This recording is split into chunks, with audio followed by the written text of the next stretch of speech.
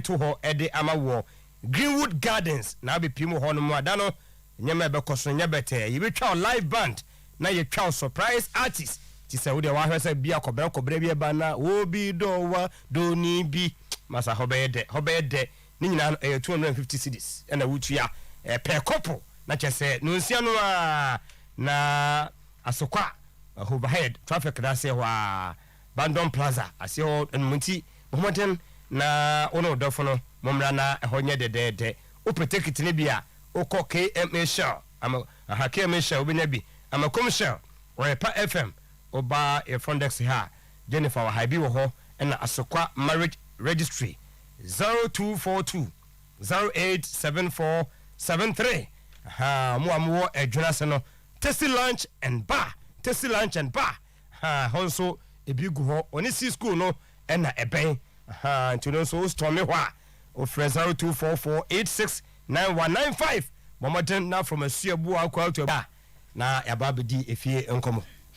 Okay, AFCON na ekoso and say bibia daddy ye hu countries omokobo semi final no yenya Cameroon host nation, yenya Egypt. When it comes to the Cup of Nations, any African country be able to compare to Egypt. Yenya Senegal. What had the last bear for African Cup of Nations I have starting from 2015, 2017, 2019, and then even 2021 they are airborne 2022 no. But yes sure say ya call these 4 tournaments are ye target favorites are Senegal frame because of materials or produce within that period. And especially a generational because I produce a lot of stars. Almost stars only their performance on the African continent, but their performance or top clubs or mobile in Europe. At a certain point, now Obiefu said when the likes of El Hadji Diouf, Fadiga, Sisi, who is currently their coach, Oman Daf, Papa Bouba Diop, Tony Silva, Omufredi out no. Ebiana kabeye den dia Senegal so be parody another stars are betting compete at the highest level.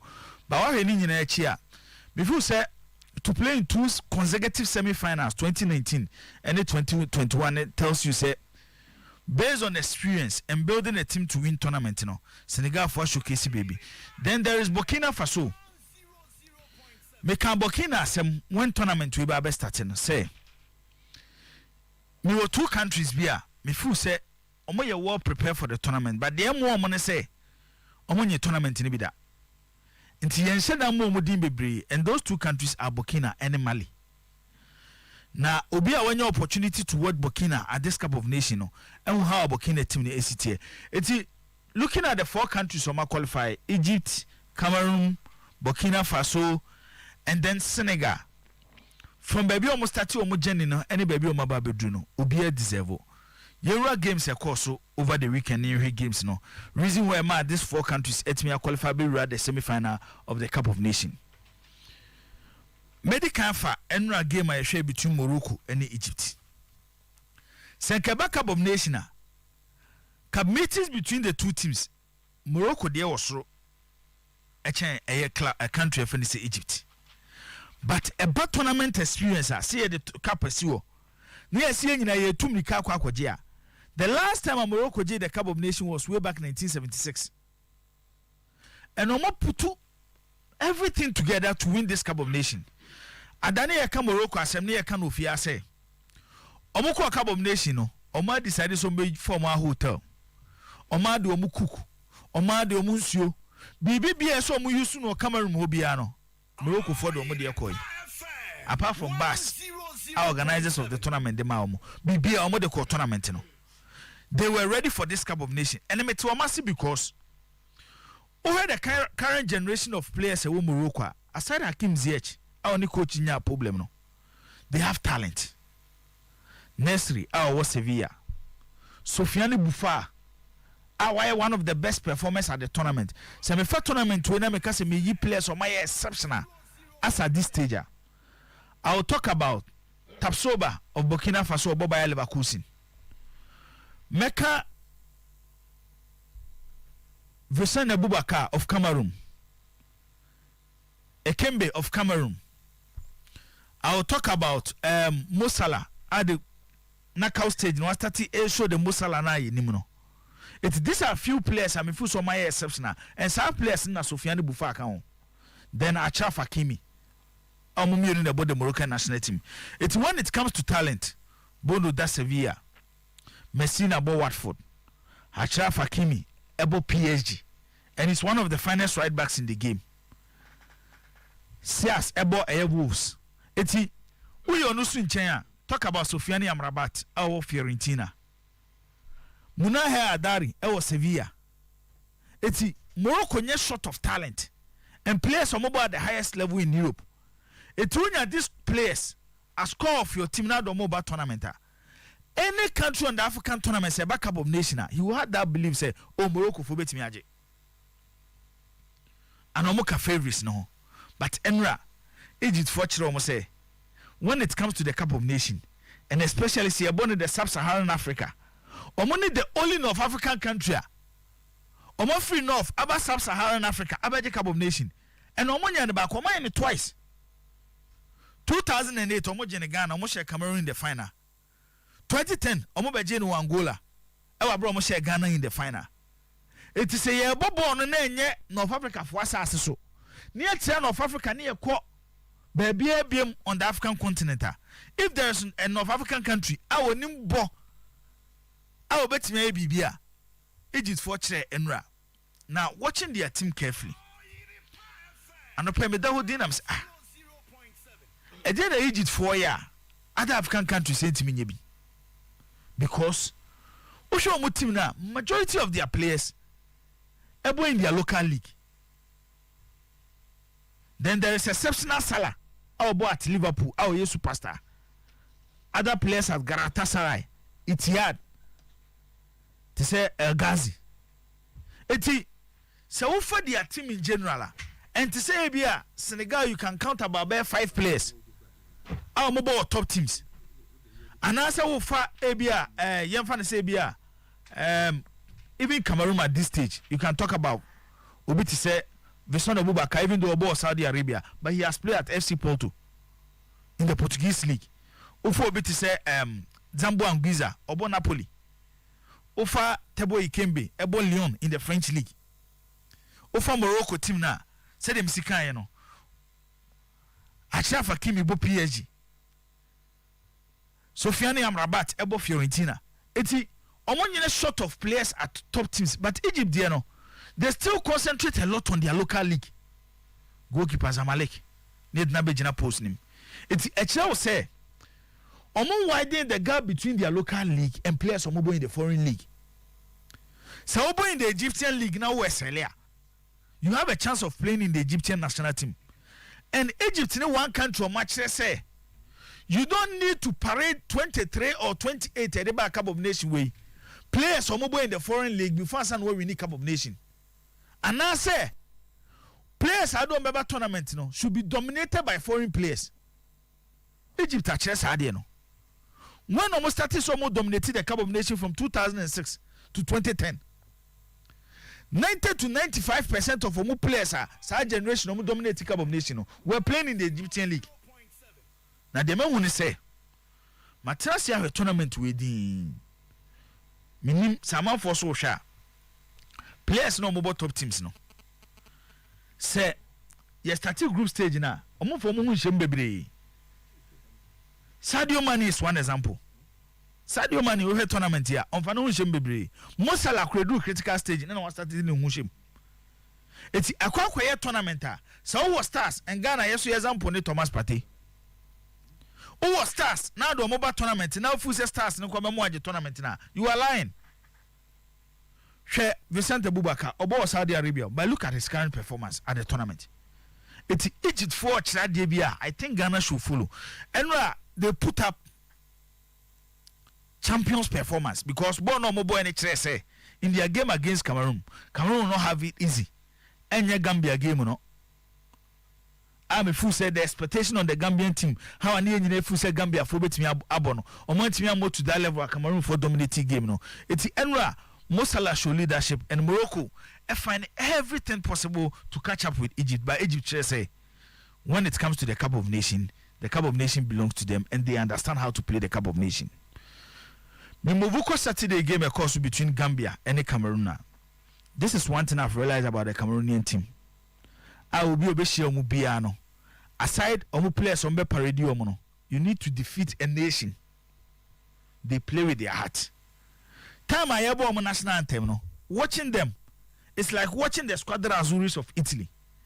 They sing with passion.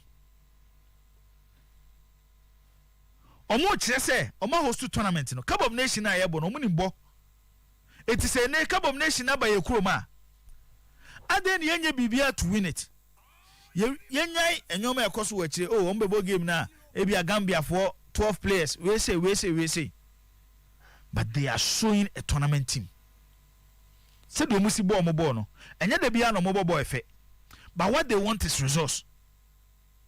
And only one country am show more tournament we are almost squander chances bebre kakra bi na bebo ma fam no they find a way to punish you no mo front three no any baby a me feel some weapon ewo anyhow they almost shape your team no it can be Vincent Bubaka then Chipo Motin how almost coordinate.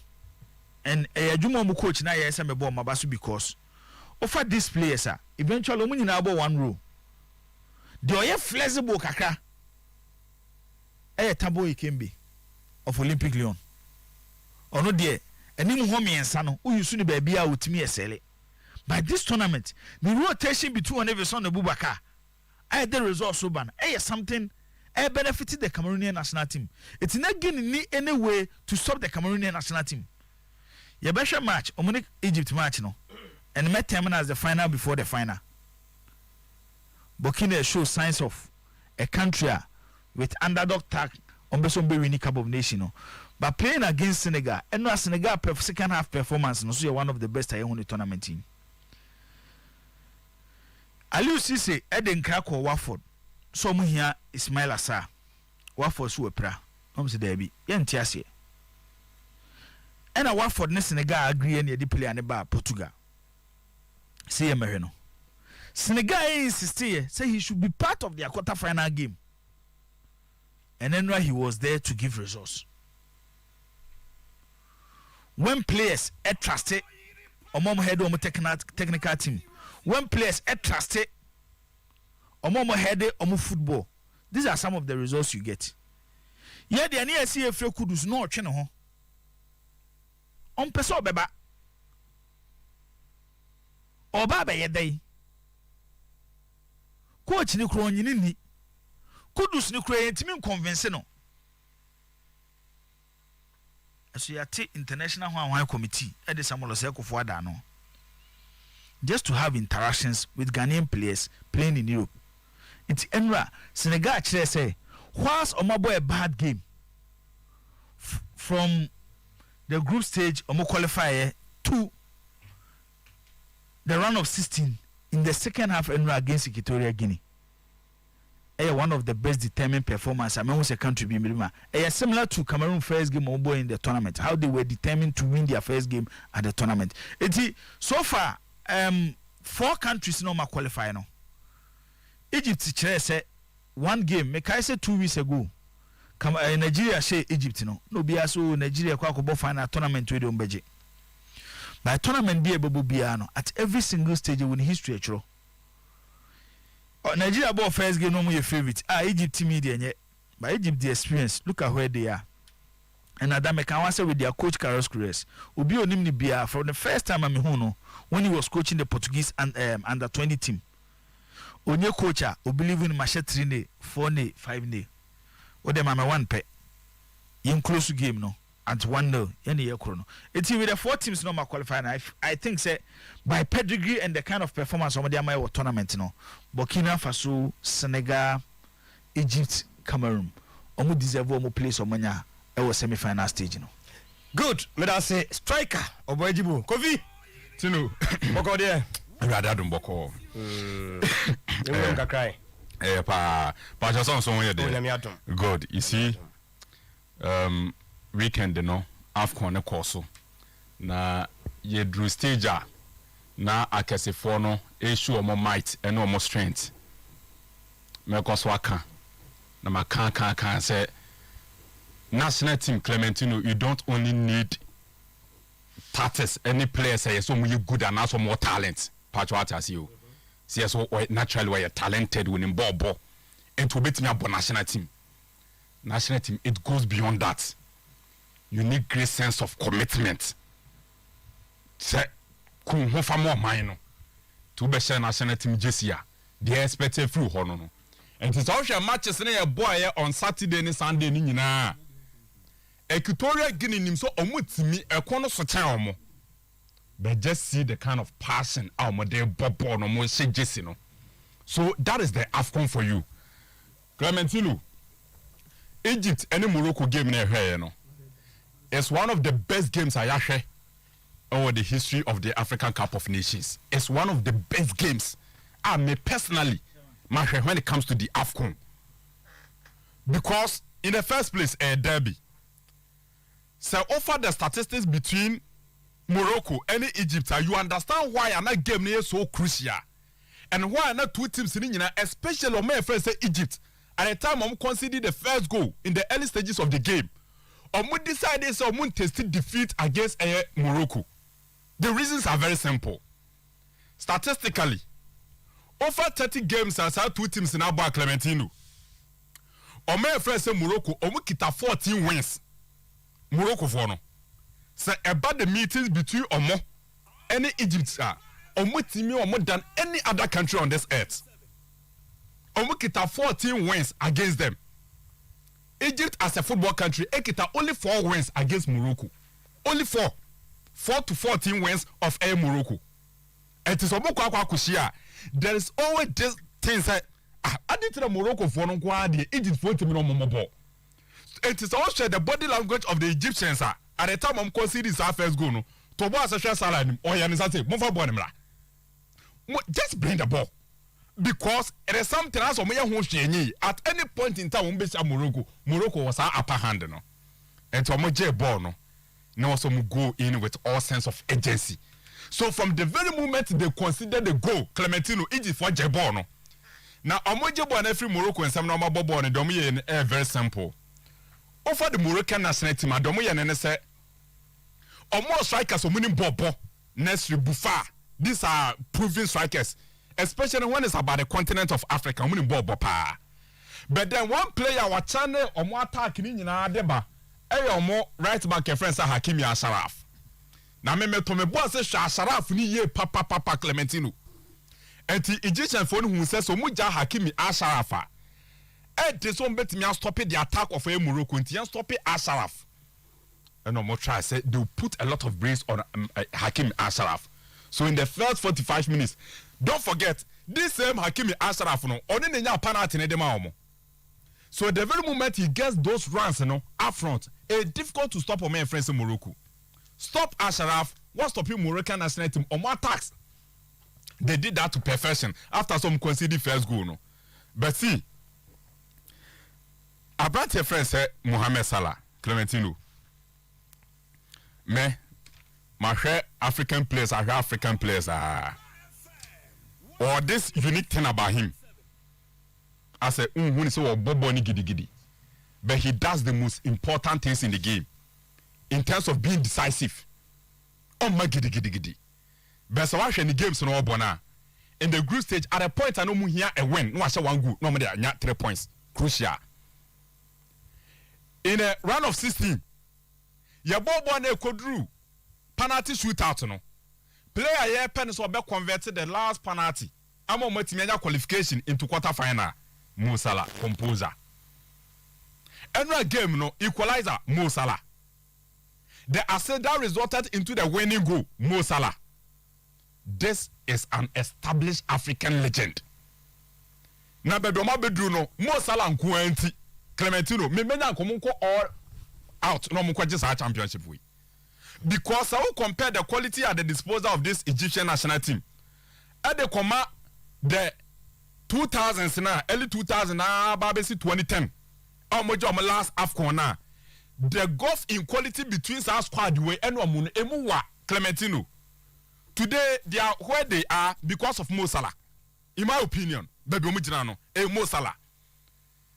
then you talk about Omo Mefoda, Mohamed and then so performance what they mind this tournament, you know. I mean, it's beyond my imagination.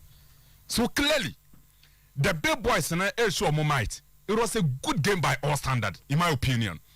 Now, me share idea about Kubi. Clementino, it seems that big boys and I bar this particular tournament in the most disappointing of all, Thomas Day Party. Me who any top star. What about this particular tournament? Like one mass something. Like one chili. Just let's name them. Just name them. Salah, Mane, Chekuyate. Now, players are going to matches be me no be na so much as he knows. I shall say no.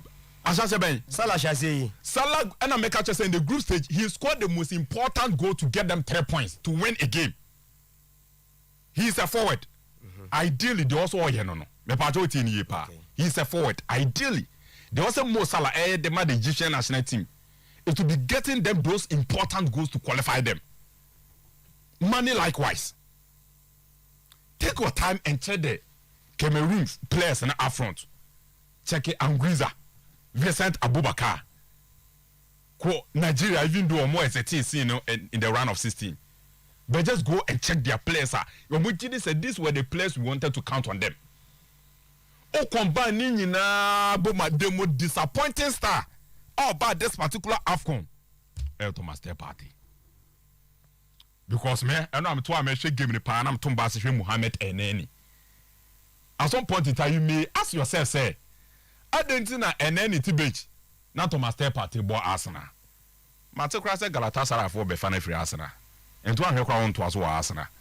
But hey, so to boss such a tournament now, boss 5 games now, Bona. He's the spine of their method, Mohamed and any. It's an America say in tournament and in national team, Clementino, you don't only need talent, you need more of commitment. So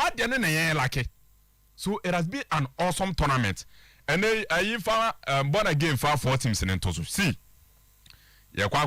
Egypt and Cameroon, near her Burkina Faso, and Senegal. Burkina and Senegal, send Yahano, Omonja AFCON Ibida. You get it. Egypt, Ekita how many? 7. Cameroon, Ekita how many? 5. And between Omono, 12 AFCONs. Between first one at that screen, and we are 12 between the 2 countries. That is a game on its own. Coach, your friend said Aliou Cissé. Before some Baba tournament, Senegal for a banner headline kakrakabi, and I'm catch there. Or mining in our say the enemy of Senegalese football. Coach your friends Aliou Cissé. 10 years pa. Almost the enemy of the Senegalese football. You reference Aliou Cissé. Ninyina ne say omujidi say with the materials no more no enya ho ball no me dey. Omo it's not about performance. For 6-7 years na edi djuma di ni ma Aliou Cissé no. Clementino Senegal any omobo semi-final, right? Good. Senegal able final in the last edition of the African Cup of Nations.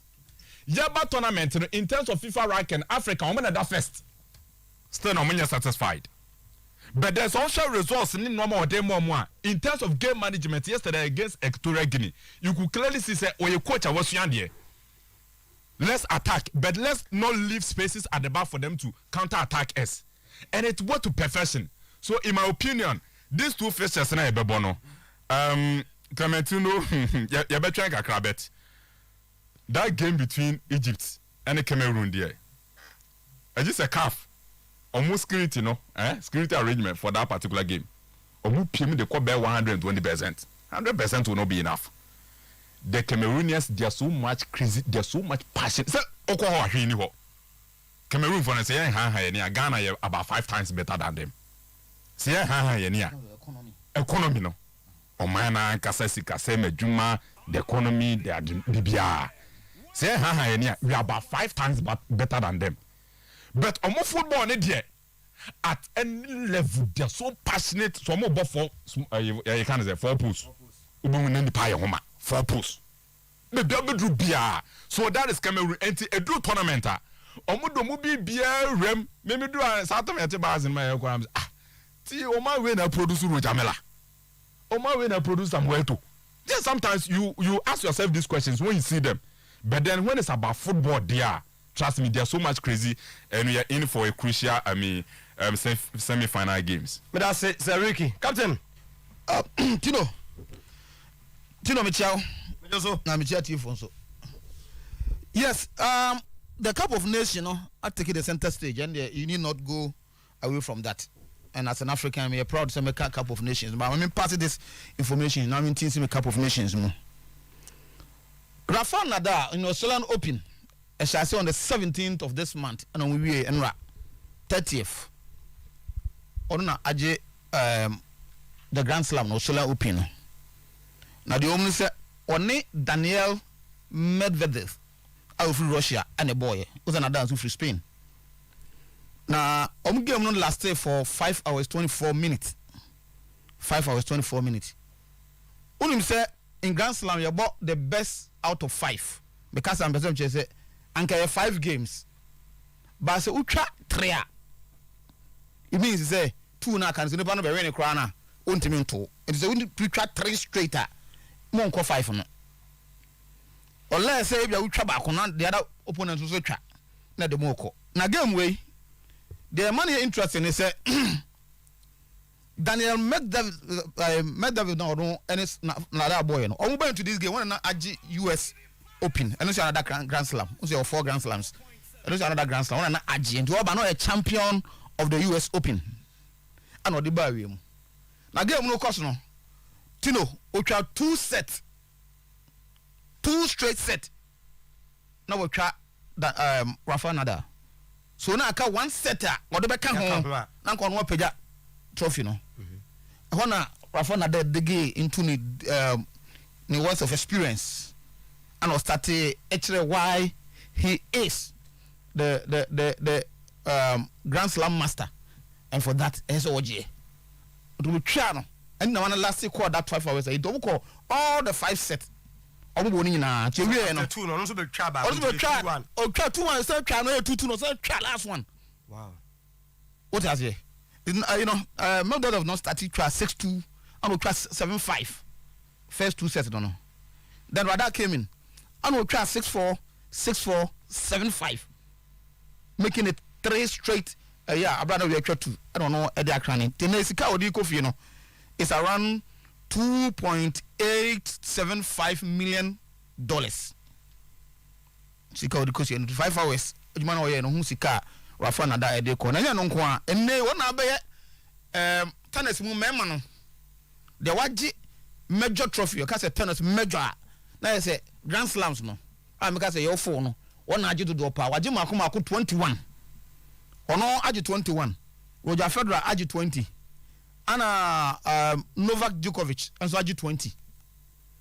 Ene Novak Djokovic akọ Twitter account ana akọ congratulate Rafa Nadal no de na nsem wo mu se won wantimi anko bobi na de na anko bobi ya de ya aba ya yi okodu Australia ho no na Australia fo mra se e no godu no o mra se o ba Australia de a se injection wa wo no se wa ha na se no fe o injection no se wa wo ana ono se ono de exemption de ono wo ngo ono de no so the assumption no man nto ngo the obuko to do no om detain no Australia ho say no so wa anwa omo mpene de omo twen no na Australia so no ne visa no ko mo twam ana de court appeal here okoye na court no esan agi oman no emra no mahye no atumu ana ya board man buy anything no anya opportunity amobi wo so Roger Federer de wopra it no wan ko bi kra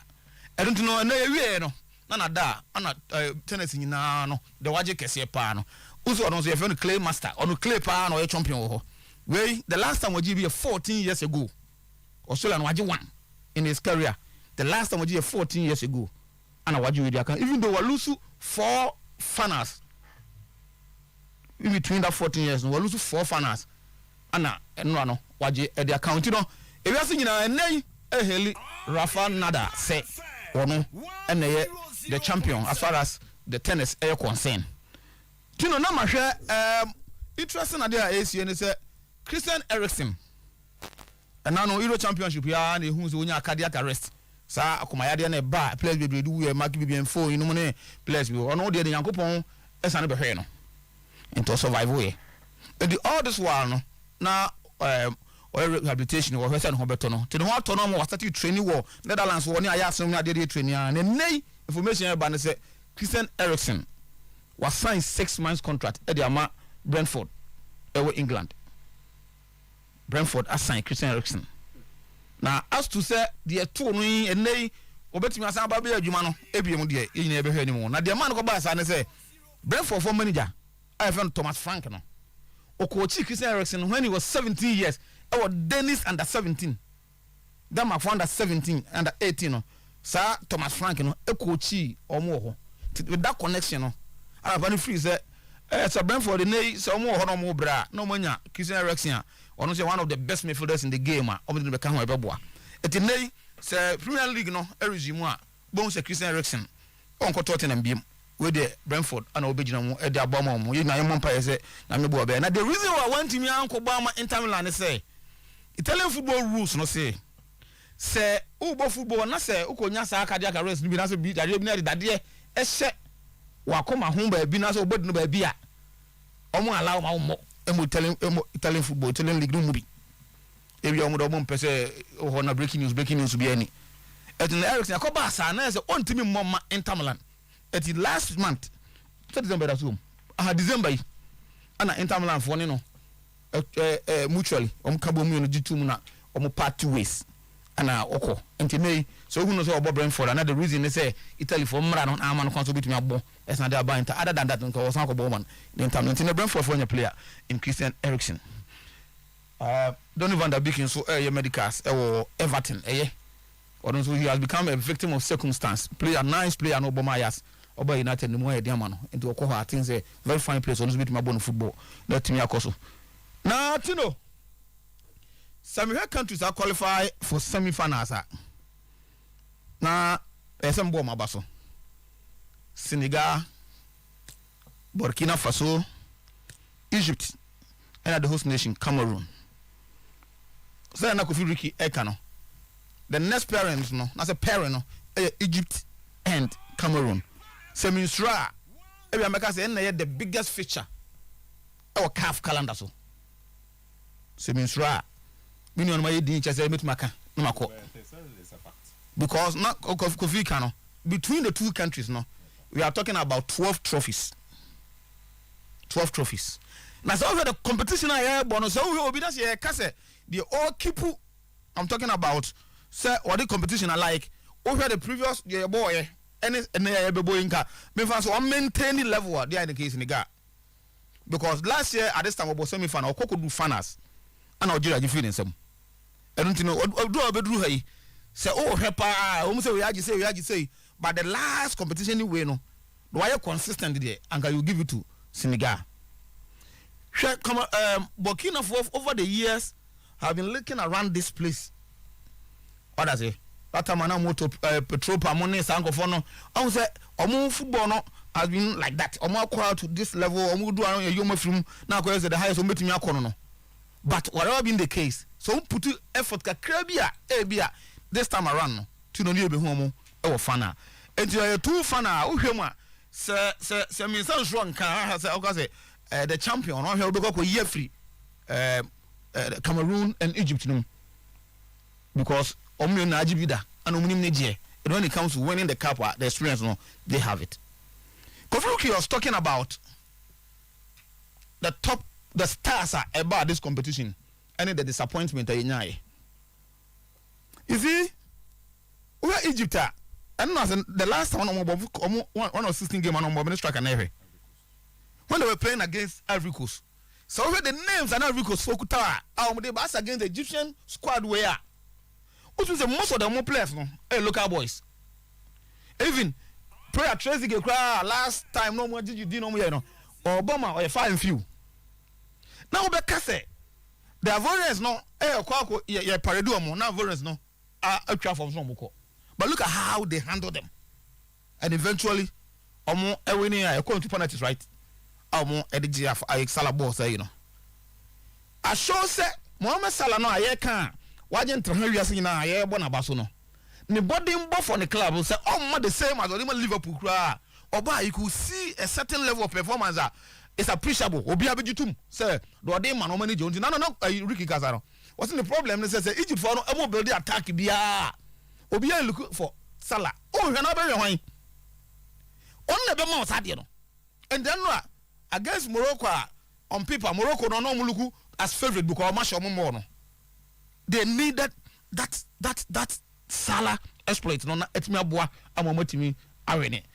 And in fact, it has taken them to the semi-final. And I remember Striker telling me, say Egypt say if you allow them I don't want track group stage your tournament team tournament ni ball. Game now more bono. They are the best on the field of play.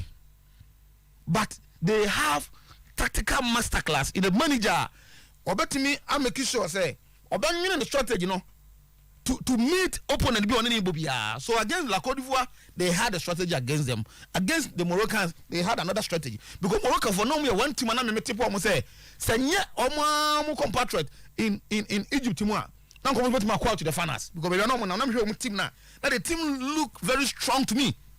But they made their own and also North Africans don't know how they play their games and Egypt are winning. So kudos to Mohamed Salah. Say, well, live up to an expectation. A dinner or day, but on disappointed. When it matters most, no way you know. No, I beg. Tino, Cameroon. The two attackers, our leader Mutimo. Vincent Abubakar, actually 6 goals. Toko Ekambi, actually 5 goals. So between the two teams, the two players, now 11 goals. So how the tournament, I 5 Cameroon will come in with that power type of football. They will play power play. They will give you. By the time I will say, game so be lose so be nobody else say yes what football. And they attach that to play. All the games now that's how they play it. It's not about playing beautiful football. It's about getting the results. These are teams that are from a tournament team. They know how to play the tournament, and that's exactly what Cameroon ever. And do what strikers are when it matters most. So more about my deliver the goals now. It means that team can go places. So it's a game between Egypt and Cameroon. No? It's a game I feel for the goals. I think the two teams no. Maybe Cameroon, they look like a favorite to win the competition, but they have to prepare. Other than that, not the Egypt the year. The Moroccans, the Ivorians, no. Okay. I expect the Senegalese, Mane, whatever been the case, has also done well for the team. American, the last competition, they were in the finals. Now they're in the semi-final. Almost 9 back in the final. So if they can replicate that stuff, a lot will depend on Sadio Mane. And not 3-1. They gave them that 3-1. And as a fluke, they gave a performance and they deserve that as against that the Burkina Faso also remember that power type of football. So we are in for a good game, and I think those 4 countries no, almost deserve to applaud them. To be sure now they oh my God, I'm not so in place a disappointing I go for Ricky Kana. No, but see performance of the players done. It was a minimum. That's my problem. Okay. Before I remember when Inko Joseph was say I still do not understand why the Stars Time crew will not allow our coaches to express themselves well in our local language. Do you remember what they did to Coach Johnson Smith last season? Tell them to allow our coaches to speak any language they want to. Okay, Inko. I know allow coach. A coach in Ezoka Casa. What I say, do coach now? Obin Casa Chinchinachi. Coswat your brother. I know. I say format. I say Obani Bunke Busa. You prefer. I say Busa. What I say? Don't just a signal on Mark. A yope. I say a Burkina a Kodoko play. I've a Cameroonian. Mbela na Mfege. Some man without French. So and you know if you can speak also follow ya. and I said what about maka na say house coach na say so country express no come Samabodu aye okay that's your country Simon of course me prompt you interview na say ya na atwa ba bigina o I'll call country prompt you Simon aye okay I'm prompt you. You are a man of the match. Okay. I'm prompt you. You are the man of the match. You don't go interview. So you have to determine language. Coach, they only said definitely. Your ball game, yeah. I had the other Obekasa post match. Ombeji way. It's one now. What's our trade? Your person okay. So this is we cannot honestly speaking we cannot blame what they saying. Start time crew. One hour so chess and make. Okas Obeka Piamel. There's nothing they will do. Bravo. Mame Emra Way na. Fire Frasi Ufi. Joseph is a club man. I wonder didn't hear on the truth side this question. Because that time for will never they can't force anybody to speak language and pakrono when you're comfortable with. The bank sacred is an infringement of that person's right. But communication friends me do. On tomorrow for so what I say me give this say so normally bibia obia beke to some large extent no representing the institution especially omo kura bigger positions head coach so to them say CEO board chairman captain of the team because onzo omo nyina no omo play leadership roles at every stage captain headed the playing body coach headed the technical team CEO head the management, board chairman head the board. Into Omono, see I can the brand of the club. These 4 areas are key to the brand of the club. Okay. Obi Peso interview has coach. A pass it through the communication team of the club. So to them I say. Now communication team no, I make arrangement and as I say fan say language. They said the Okoka Brofu and Raya. Then the communication team will choose the kind of language a best you to a coach no normal communicated to the interviewer by ya had the poor match ni we ya na atwe nipa na na kogina ho so what them na say na aba na yeko weekend in there na clear obeka ya I think Friday if my memory serves me right Jibo Hanum and Jibo beka chile say there was a meeting ongoing in Accra na it was involved Chris Hitting and some certain people. Eventually, the PSA people in government and I say in the NPP party, and now omone Chris Hitting ASR meeting, and they clear say omone need appointing authorities. Say, but say a coach to manage the Black Stars now. Omone can only propose or suggest, but in terms of say appointing coach, it doesn't last in their purview to do that. You want another body almost sooner said money juma almost and the Ghana Football Association most times two use pick a coach by way of advertising. Now I receive applications and our CVs. Now if you're a committee, then they sieve it and then pick a couple of them for interview. Normally, I don't pick 3 for interview. Now, on my interviews, then they appoint one of them, or they do head hunting. And to me, he ticks all the boxes. And he decided that Kofi Ricky na Kofi me at the end of my. And per the standard of my setting and as a requirement of my setting. And on bed determined say no. Normally, no, ebia time factor. And they say, oh, yeah, I say your time constraint. Because your big match against Nigeria, a match of destiny as far as the World Cup is concerned. Say that match be determined. Therefore, time doesn't seem to be on the side of the appointing authorities. I'm not talking about stakeholders. I proposals and I say I suggestions. Now, so we share the Christian versus Otto Adotin. We seems to be in a place the say I can for a baby say I think say this when English version crampo the opportunity he that call for the tune he that pays the piper calls for the tune and in this case the government is the one that pays the piper and wants to call for the team. But unfortunately, in as much as they are calling for the team, another body in some, which is the Ghana Football Association.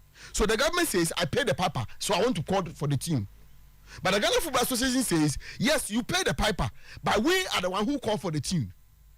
And not as a CA, abe hanging on more. And the Mr. Tony Obin, Dr. Tony Obin, he's an executive committee member of the Ghana Football Association. Dr. Tony Obin,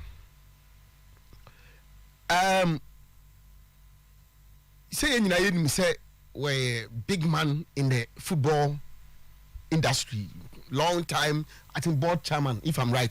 Mediama. Meaning so that's a position now. And he's an executive committee member.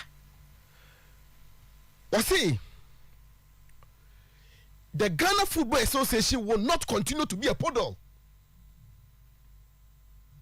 in the hands of anyone, so that you instruct us, and when we do the thing and it's backfire, you come back and use people to insult us and labas us. Only you Angel FM4 in crime and a scientific. The Ghana Football Association will not sit down and they will not become a podol in the hands of anybody. Yakaso be a podol. Some motivo for na mo hemi. Kofi. Se podol no de mo tia se. Me de na sama waka na me ka bi. But podol no de me tia se ba me nim se. Wo obi ka se a podol in your hands is say. Obi a we control no direct no. Kwa ya ha. Ti na me di kan go for the argument of he that pays the piper calls for the tuning. Though government na etua coach ni ka. Ye nya kofa coach ni ba wi a. Therefore say I can for ebe say there okofa nyum na ba no ona o chese ye monu we enye sei so ka ebia nka ye adwuma na say that ebe no da ho na ka ebia nka kesesa na nkekoye by na idea the Ghana Football Association are saying that there is no way under no circumstances whatsoever and na omo betina ho amo be ka tell say fa coach we and fa coach we and fa coach we, because in the end the results are ma their head will be on the chopping board. Ghanaians better take them on. To so triana me say any me chia also be den. Offer me that's it. Some of us are making this argument because name say days like this will come. Days when the powers that be, there will be a standoff between the powers that be and the appointing authorities. And you see, where are the Kutobi? Because in fact, the information I'm picking is that Ket, as we are talking, is in Germany. We're telling Papa Yenato and what to do Kosia. Now I'm prepared. Ket is in Germany. Quite say, you know, my friend said, Obukai, Debia and a castle munya, patriotic in say, where Jack Crowd to an say, obey ya. So we are some secret to be able to meet Jack to an obey radio. We didn't say yes if you, that's not to reduce now, Casa. Tenocrady, but maybe Shano, a communist. I said, but for more be more prayer now, I said, Marine Bacon, where's Marine Bacon? I shall say it, Abano, media metro bika, a bibini. And a drew baby, and every follow convention and say, seeking or by Yaman Koye, Yamanko, and I banage to no buy. My name is Mekas, I am one. And I shall see a milo aba. Why, dear, Yen Sakano, there be Yen Sakano, just some of the cat abatoso, no how much Mkakra. Any abayena, oh, it's a city to Ado, Chris Hudson, why near Pano, and a honey ever drew you. And since they owns a playoff no crab account, Yedika to keep Cosnomu. Akojina, a cross post stadium, Babaya Rantino, Munkusumbako, every phone year pen cry, ministry and Sipicumas. Yeah, serious. Power play. Yay, the masses, the ordinary Ghanaians, yana eventually, you best suffer this. But as the media there, it is our duty to play it out there for the public to know the echo show. And you see, I think moving forward, we the media should take a stand on this matter and make it clear and known to the two parties, where Ghanaians want or where we think things should go. And yes, sir. And the reason why I'm saying the media should take a stand, I don't care where anybody stands, but maybe I have we have to.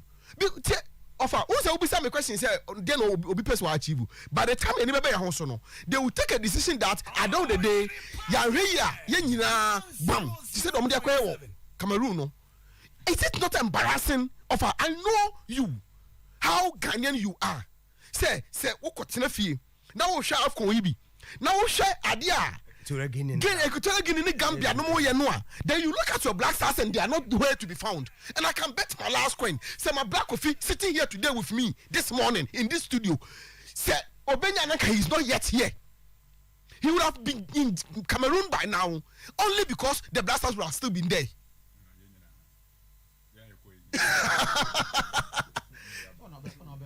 So but just what them say. So you cannot sit down, fold your arms. Now those guys for them before as if nothing concerns you anymore. Somebody should begin to sit. Jacobs on say no. Yeah, I'm not careful. Conformity omo pay. Oh, say no omo pay say omo no say do free po. Say pese min kuminyo. Say omo bottom. Match na kan nam haya o ye ni Nigeria. Is it the match? Then some man three abo match no and preparation who.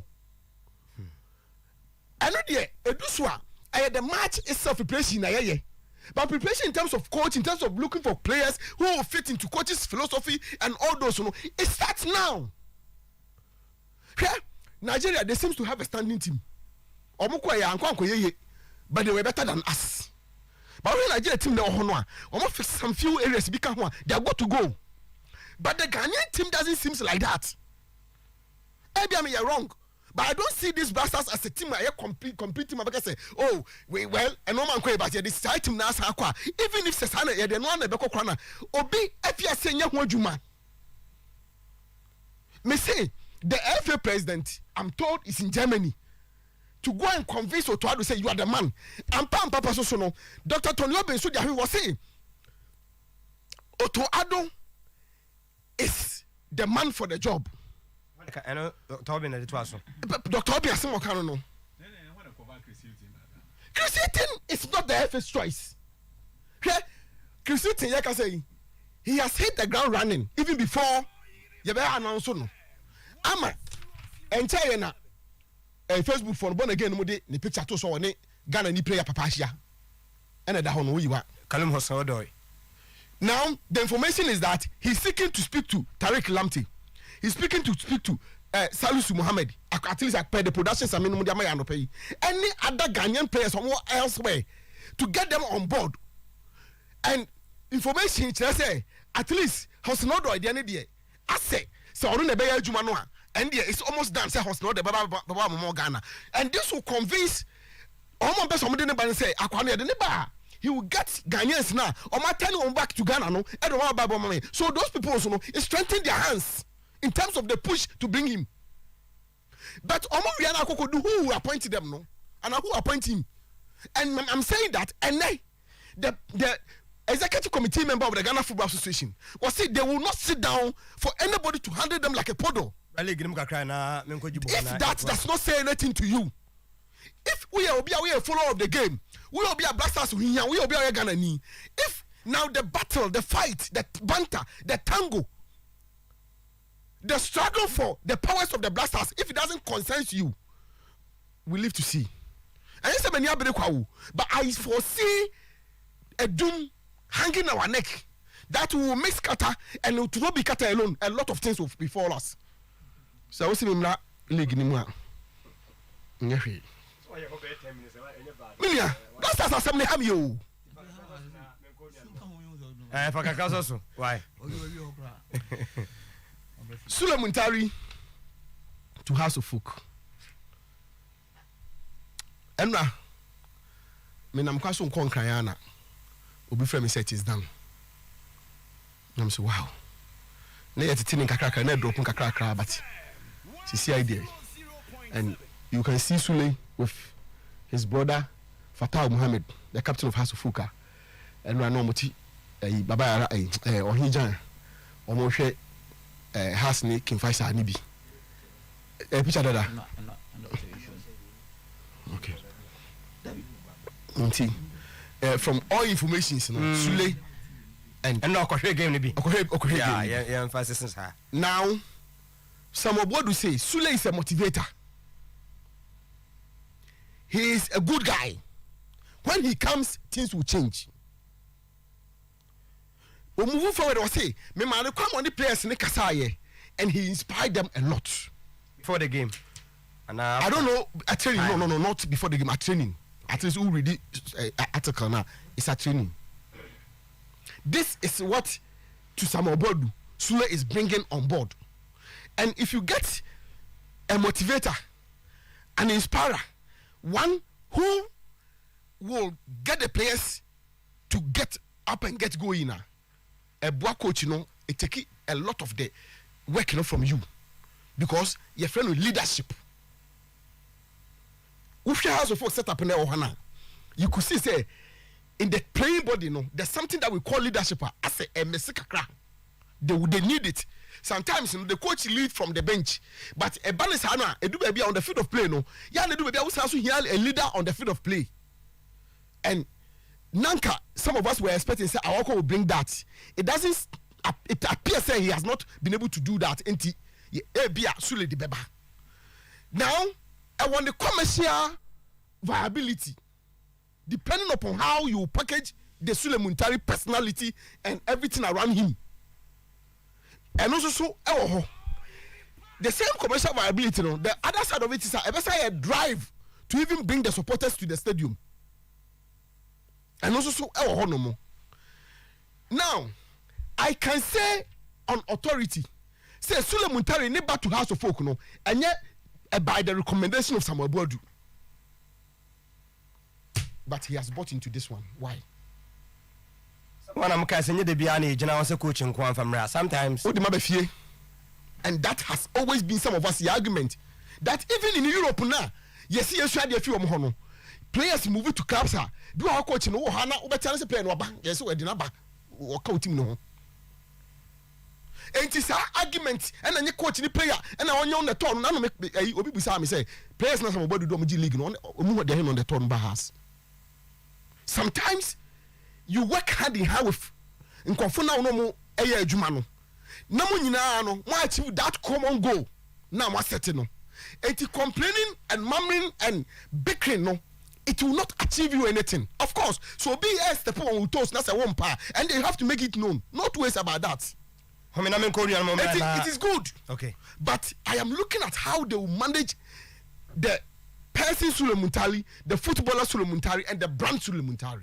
Me da say bavo Jibo eba na faith homeopathic clinic yeduru ahorma kokoben eyetiawa yade na atra so achen de chronic no kese pressure, diabetes, fibroid no okwa emfide wo hwa yede behwew enche takra de mode no anaji police station ho ani ebia no e de amam. Just realize something, and while listing names be, and he thinks the minister thinks those people want to disgrace him, and the last message or the breme or say no size food joint.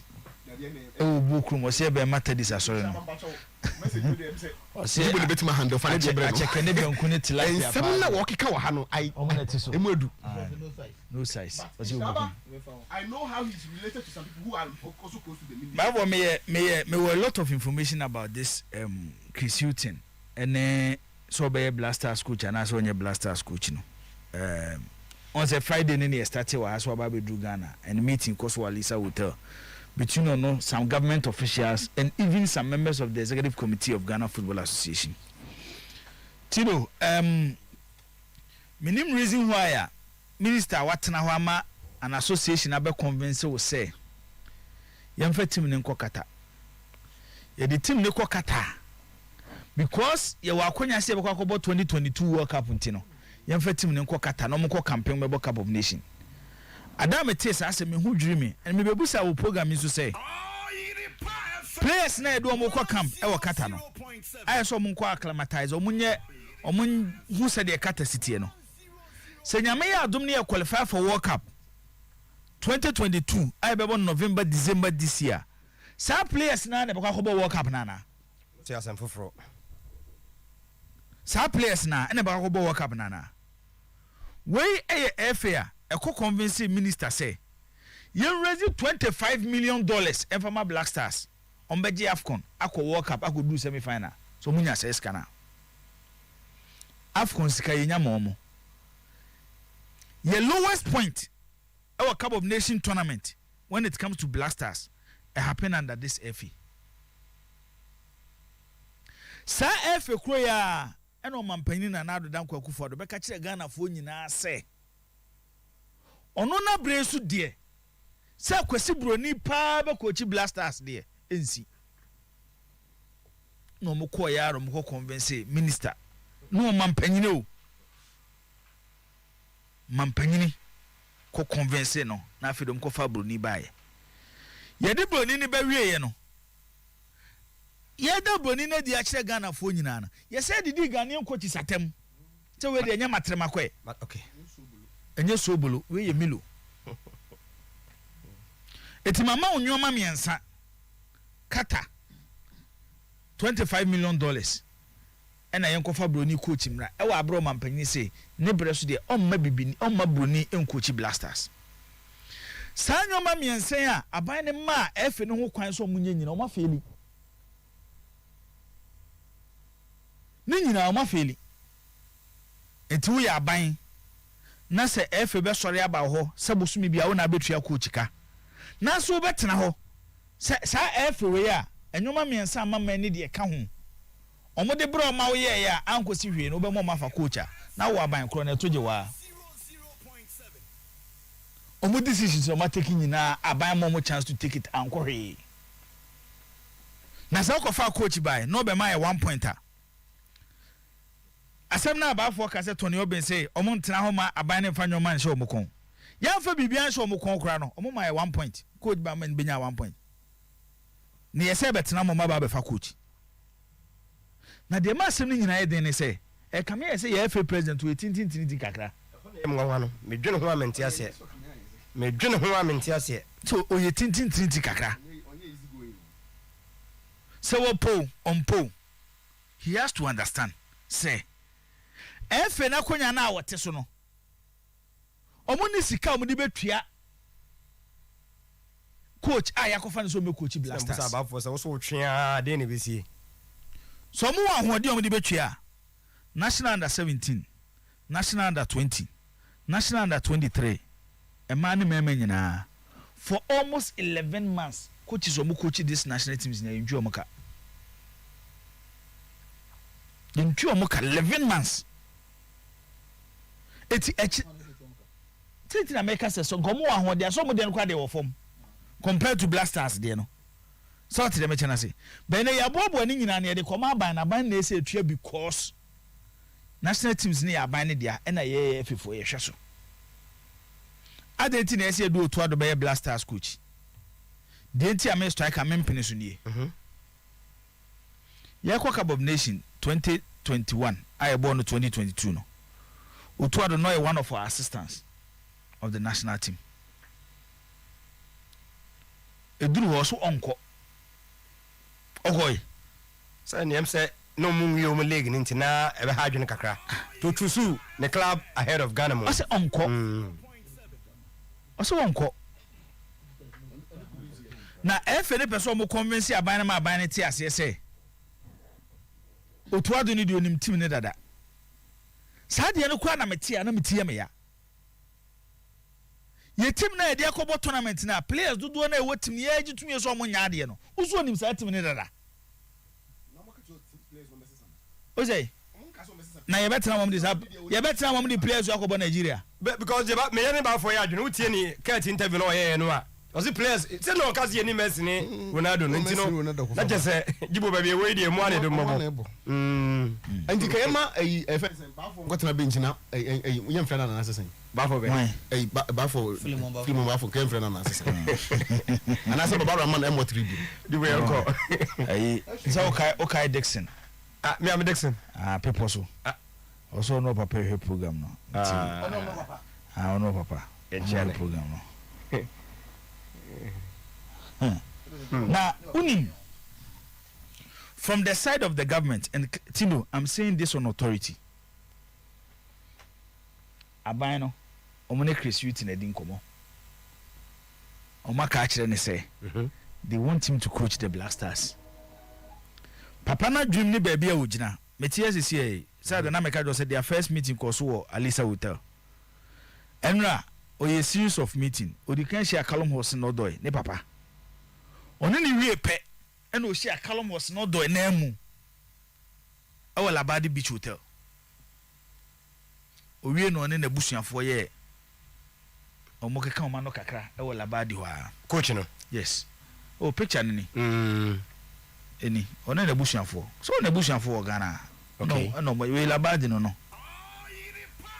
tuona obo na yi a oto Ozay on the 6th of the next month say na that's so January yeah nti 6 ye be mzn na awotwe another be na kwasiada obe free Ghana e de na achi England by time I won free Ghana no se bibia wi a obe sign obe shia Tarek Lamptey obe shia Salisu ayi na medema wo obe shia Kamal Sowa yes obe ko Holland akoshia Kudus obe shia afina na Kudus asem ho sasa mo asem mo ma asem foforo ne nye pra na bone mpeso baba na me kan se mi kire wa ha se Ibrahim Sa a obo Senegal national team Watford for ka kire Senegal for so pra na Senegal for so mo ntiase ombe na emu na kan mo team no ti Senegal 28 man squad na omde ba Cup of Nation no na Ismaila Sa kan ho o yare cried ni e no mo mienu agree say then yen for player ne ko Portugal ne ko exam no e no mo de ne ko Portugal na resource ne ba kire say Senegal Cup of Nation no metin aka knockout stage there he can be part of the knockout stage and ranyo na be she go ne mo no ba ye de ne de because of nyoma ekoso say na say Kudus de yaba say nyoma ekoso nyina won de wayi ne ho afrim but na say mo kan nyina o say o wie no say Black Stars ebetimi qualify for World Cup even without no Kudus eya sem kasi o ye betimi qualify for World Cup even without kasana ya kana me wo mu a enyema me free mu anto so ni no etinei aban ne de omo pa Chris Hughton and omo fu say Ghana fon kra ne bi o makodi ama no ne especially in England yentimi convince omo so mebo ma ye no so omunya Chris Hughton because he has coached in the Premier League players know a lot of respect at the man say you build a project Chris Hughton and a leader obetimi a convince Ghana form rent ni bebre omo wa ma no ne omo nya omadwe so mebo ma ye no obetimi e saade no na time ayema any chance so omo kofa coach mra no omo kofa coach e ma enei na na do aban ne aban ya yakobo Cup of Nation e wo Ghana abakose ma yenya 1 point ebi si da tina na do na aban set record I say omo record I ha omo pa anso pa etina me say The voice is coming. I ha omo pa hwe tino aya na ye fa football say adana me kan wa ha say wo fa nyoma ni bia edo mampani dada mahama ekeka bomu a edo mampani dada mahama yeyi ni different akunya so a one of them Brazil 2014 Black Stars na da ho no se yakase yakobo tournament say ekima se Ghana your population ye 31 million a nipa ni nyina ni di akire it is a tournament ni ebebo no for bia 2 weeks 3 weeks at that particular moment the attention of the nation our Black Stars so and football the passion of the nation eti bibi jinne na nkoye pe na nipa wo man ni mu eti atua say kim wo ya ban na wan hwe ya asem ne besi eti nei tino what I'm trying to tell the government they say efe wenya efe mbetimi trust wo mo si ejo mo so mo ngofa coach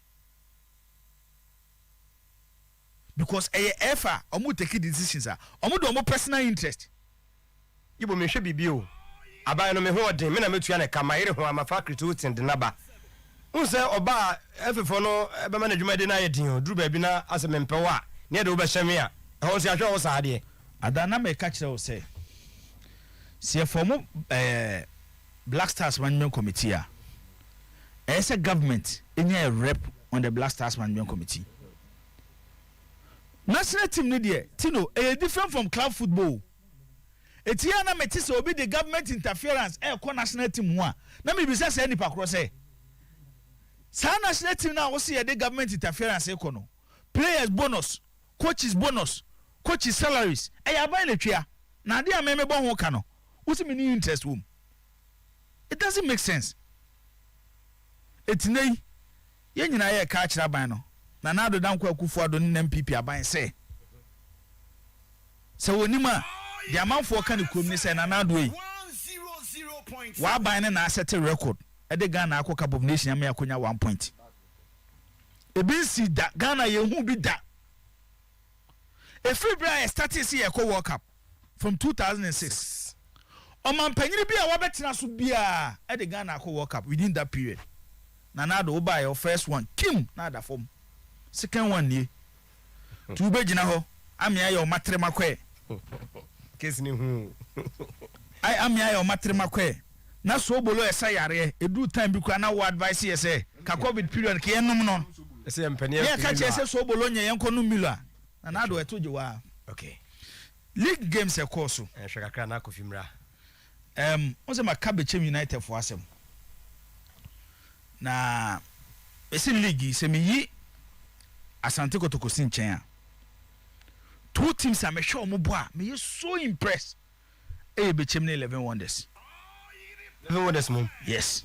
Even omo same table no way. Omo problem ni say Tino omo osika same problem. Okay. Motivation so is very key. The moment obese nipa so nkoye bibi ai ahodi wo mu no motivation is very key. It is the difference between Techima 11 Wonders and Bechem United ne say Bechem for find a way to motivate their players as the while man no mubo no moyo mo de Techima Wonders so aye omubo bo mo de no bo no maye no omukura ntimi ntua emmobo no ho ban eti baabi omoda no a players motivation e wo fom but see em for bon to power to say team be a well organizer league ya miwi Bechem United Techima 11 Wonders na Asante Kotoko na Ediana Star story na ya story a areho anopai me ne atadi bango edin komo ono kwa na ko ba atai TM yeah na mate se ayi siasa wadanfo eso mo yi no sorry yako eh now he was the first to sign a resignation. Last week after match on fire I think some show na me wala even before the match to mama me challenges on fire me say he on my interesting na you in the room no or was in the koye na na fe no ne kasai ana better bench out game we ti no do resign that oh na me just how much na say me right hand man na wunya mo aho na wapam coach na ntomo yakoso dio na okay jibo hwe e che kroi Ediana Stars asem no a club a Clementino a traditional club e me ade ba ko a da bia me du do ma na mani age how do ma hene e fa Ediana club Ediana of team no na we na age so be build the club no to a level at least you can respected clubs in Ghanaian football Ediana Stars be ba kan but this year kin face a show mo 3 Kotoko a show mo 2 Bechem ko show mo 1 Ediana abakose Carlos go nya draw na draw minim de obetimi akorete me season na nkomo ko relegation no omunya se teams miensa within that season na ko ma show mo home doma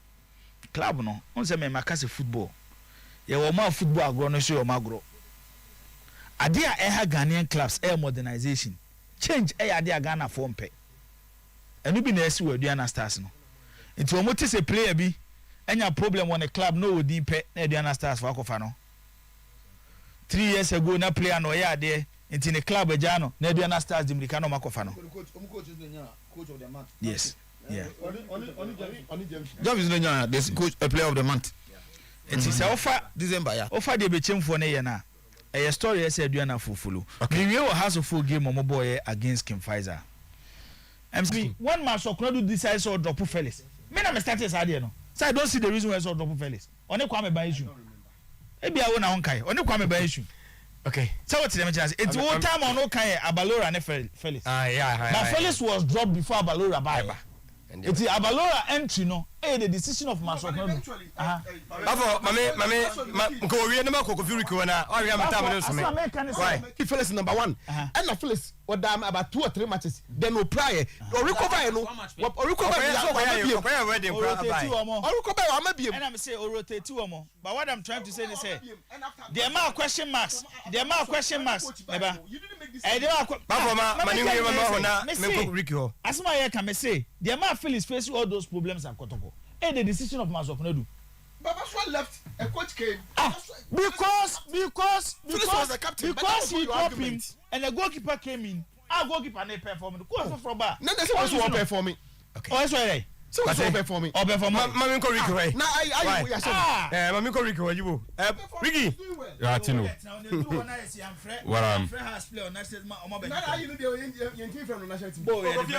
I think sir.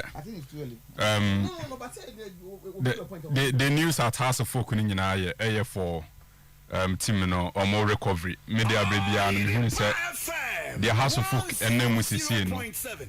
Process be or money biano a part of more recovery process no. And Tiano House of Folk Enya 1-0 win against Ken Faisa a year for the team. It's match day 15 of the game. Yeah, the Yamiya say you are back. Tino, me how I will the ministry or the government officials. I can't more fast also more conduct or this Black Stars issue no. No big problem. You know, I can't even show. And your first time, ministry, and I said, I buy him penny for being FA and penny for issues. Lilante Van der Poy, only question and techi. At the point, the question and techi can already say, will behave like a serial caller. Okay. But when it comes to decision making, I could do this level with that. That your name acquire fast work or will take a decision. That's not to say now about to everyone folding the arm. Do you know some mekakosi say abano ewo that interest. If say decisions are open if you take here, aban can do it. Not necessarily no I invite Chris Wooten. Now who is Yano? Without including the FA. Oh, 5 F1 and come home. Now, if F1 to air your money, now, I say, any to me, any to me. You don't do it that way. Insane. The opposite is you know. You call the FA into the boardroom and tell them this is what we want. And it will be implemented. I just say FA ni pania we ti bon koso a na dwene say one do person tell no ahwe say won ne wo no won aban ho na otumi. But the moment about the ministry na say aban panifo na edi animu ana yakofa we yaba na include FA na President Obama can say we should allow the institutions to work. Ghana no you say football FA the hustle. Ohodu the Black Star no interest for the government. Decisions omu take it. Everyone say decision be omu take no. Enye dey anka omu pe o. But because aban no penti no, aban no ma so kokoma ka che say na me pe no. E dey anka no crunch down for. Saban mo bani for cross the ministry na ya sade na. E wrong. Omu dey omu ye no betimi aye without necessarily making it out say omu ye. Tiro. Who you enter me a classical example say you don't Van der Poy because in Ntachi. Na Kobru say na kokoma try as be yen so FFH twom. Oh the last time go say Avranga akoche from ni me dey. Anya ministry na frame meet on go say. Anya buy ministry say Ghana for ebe ka say Ghana for disappointed in the manager. This is in my million coin. That's how you do it. That is how you do it. And you are for Obiaba. Now me interview me why you are not the appointing authority. Because the FA president you better catch a mistake. The FA is also going ahead to appoint a coach. That is some process. we no FA no pay arrangement no. Okay, Mr. President, go and meet Otoado. Me, I don't support Otoado's appointment. Go and meet Otoado. Pay the FA arrangement no. Only to be here say, you see, a bank of Obini Kisutin Kasa. And I make us say, I bind the other to me a bum without necessarily doing the Omoyano. The Omoyano, a wrong approach. And also the FA president, open to me, say, FA president, yes, one day. Because a bank of Kasutin on Kisutin. Meeting, they are not involved. Tino, open Amazon Mecano. Meet you, but maybe someone say, what if a Biana? I for me information. Tell me say me information. Information I'm want to tell me say they are not. Yes, you are born a man. Yes, we need a family. I know some Kabi Friday meeting no me in Alisa Hotel. The president of the Ghana Football Association was part of the meeting. So the information that I have, and can't me. So we are being source. Maybe source and tell me say the ministry has communicated to the FA. Say Chris Wooten and FA no so mfano. Yes. Nti den be ma say the Jibo kan now meeting the man about say na me catch say the dem can also tell ya. Now say aban no can get the open. But bet we use very good method. Means or the be ya anya dey say ya to na say aban no nkofo ne Chris Wooten na kasa FA so nam ha. But aban can communicate to the FA. And over the years man na akoso a to be catch say aban no ebia because I dey only say enya no kre dey bia omo say but approach no enya dey omo yenu ana Black Star na ashoga besi nei say efe no enya papa aba efe say ministry so nya papa bia o otimi nyi ministry ni frimo because dey bia akoso bia some vacation na gituma o ka ho mintimi don the ministry no da dia akoso ne abesi ne mpempeso ye wei se efe no the omu ye enya they are buying on it for that father the ministry here no enye everything from day one am cast as say when the president speaks not you can want say over my dead body and a white coat baba no amount of convincing and as a confessor no sano emporo omu yi no ye bibini na kofa we aba no the decision was taken behind the ministry. And the ministry, almost deputy minister can say they are not aware. That's what I'm not because of it. The ministry now on they see what's all here football so no. You taking decision, you know. And the coach about man sign a contract coming. That's a contract we as a ministry mama ya. The deputy minister no e kasa no. Na obi are 2 minutes so say. The minister no. I'ma go ahead so family bra. Ama omo ko family aba milo sign contract we answer na minister na deputy minister answer obeka no e just no nim de work on